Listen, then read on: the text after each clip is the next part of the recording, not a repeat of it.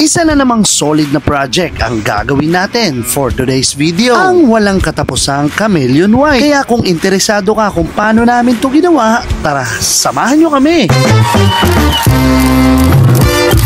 Heto pala mga kadip yung kondisyon ng unit ni Bossing. Stock na stock talaga. At na mga panahon yan, tambak talaga dito tayo sa garahe. At dahil alam nyo na kung paano natin piniprep lahat, jumpstart na tayo dito sa pagbubuga para mabilis natin matapos itong project natin. At sa part na to mga kadip, ina-apply na natin ngayon yung Chameleon White natin. Sa mga gusto ng ganitong katingkad na Chameleon White, pwede naman natin yan i-request mga kadip. Ang kaso nga lang, medyo magiging madilaw yung magiging finish natin. At ayan mga kadip, natapos na natin i-apply yung ating Chameleon White. Ganito naman yung itsura niya kapag pinatuyo na natin ng sobra. O diba medyo madilaw, yun kasi yung request ng ating client na kailangan nating sundin. Pero hindi lahat ng client natin kapag nag-avail sila ng Chameleon White ay ganito kadilaw. Kagaya na lang ng sample natin na to, na minide lang natin yung pagiging Chameleon White niya. Nakakailanganin pa natin ng araw o ilaw para lang lumabas yung effect niya. Kaya nga't wag na natin itong patagalin. Applyan na natin ng high solid clear para matapos na natin agad. At kung mapapansin nyo mga kadip, mas lalong lumabas yung effect ng ating Chameleon, di ba? Nung in-applyan na natin ng high solid clear. Punta naman tayo dito sa mga inner fairings ni Bossing na na-base na natin ng black. Kaya ang next step, maglulubog naman tayo. At pagkatapos i-activate, sabay-sabay na nating ilulubog yung mga panel ni Bossing. Sabay i-flex na din natin lahat. At after ilubog, ito na sila mga kadip. Yung mga sabay-sabay nating nilubog kanina, iisa rin naman ng takbo ng ating weave or pattern. At dito ko na nga pala puputulin yung process natin sa paggawa ng unit neto ni Bossing dahil ikakabit na natin agad sa unit niya. Eto nga tapos nang ikabit nila Boss Teng at Boss MJ etong unit ni Bossing. At kung makikita nyo naman kung ano yung tingkad kanina nung in-apply natin tong Chameleon White na to, ganun pa rin yung natuyo at naikabit sa unit niya. Kaya tara, sabay-sabay nating alamin kung anong hatol ni Bossing. So ayun, what's up mga kadip, eto na yung project natin at i-release na natin to dahil nasa labas na si Bossing. So, intayin na natin kung ano yung review niya dito sa unit niya na to. So, tara!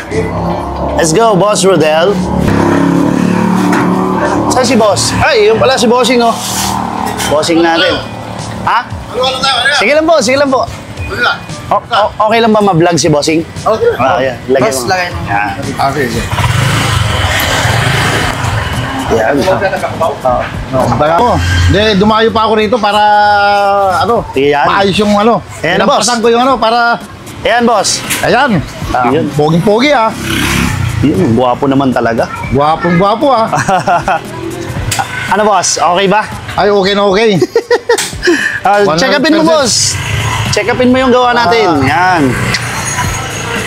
Shoutout nga pala sa mga driver kong mga pogi dyan sa Akron Trading. Yun.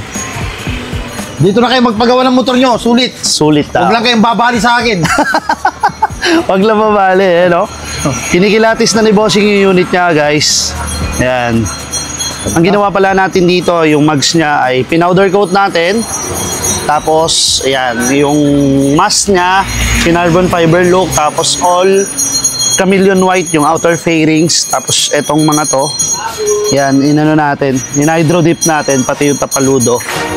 Tapos itong swing arm, powder coat din. Diyan na natapos itong project natin na to mga kadip. Sa sobrang excited, hindi na na-rate ni Bossing itong unit niya. Pero kita nyo naman, napaka-priceless ng reaction ni Bossing nung makita niya ulit itong unit ni Bossing. Kaya sa mga magpapagawa ng ganito pong obra, meron na po kayong idea ha? At kung hindi man kayo ma-replyan sa ating page or kahit anong social media account, pwede po kayong mag-walk-in kahit wala po kayong schedule. Ngayon po kasi, mayroon na po tayong mga branches na pwede nating batuhan ng mga project. Kaya mabilis na tayong nakakatapos ng mga project dito. Kaya pasensya na po kung hindi namin kayo ma-replyan, gawa ng mahaba na yung pila, ay sobrang busy lang po talaga. Kaya pasensya na ha. Di bale, available pa rin naman yung 50% discount natin sa lahat ng branches sa powder coating, sa lahat ng mags. At open ng shop natin ay 10 AM to 9 PM. So paano? Kita-kits next vlog.